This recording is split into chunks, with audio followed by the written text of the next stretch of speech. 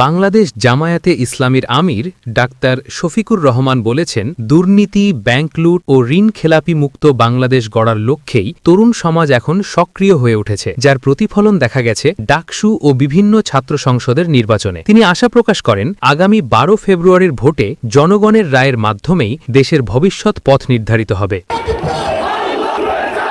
সোমবার 2 ফেব্রুয়ারি বিকেলে চট্টগ্রামের সীতাকুণ্ড আদর্শ উচ্চ বিদ্যালয় মাঠে আয়োজিত এক জনসভায় প্রধান অতিথির বক্তব্যে তিনি এসব কথা বলেন।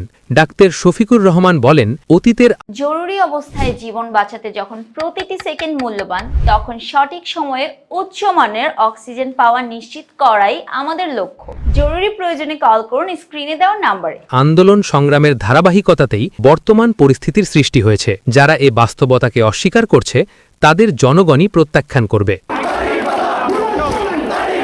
দেশের সর্বত্র জনতার জাগরণ তৈরি হয়েছে বলেও মন্তব্য করেন তিনি। ভোট কারচুপির প্রসঙ্গ টেনে তিনি বলেন, কেউ যদি অর্থের বিনিময়ে ভোট কেনার চেষ্টা করে তাহলে তাকে আইনের আওতায় আনতে হবে।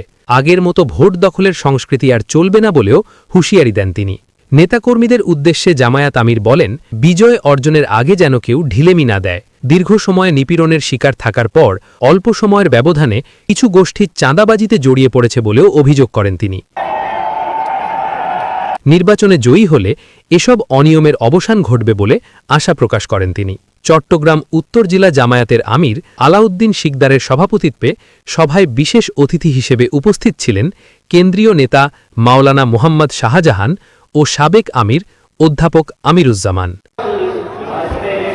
নিউজ ডেস্ক, আজকের খবর ডিজিটাল।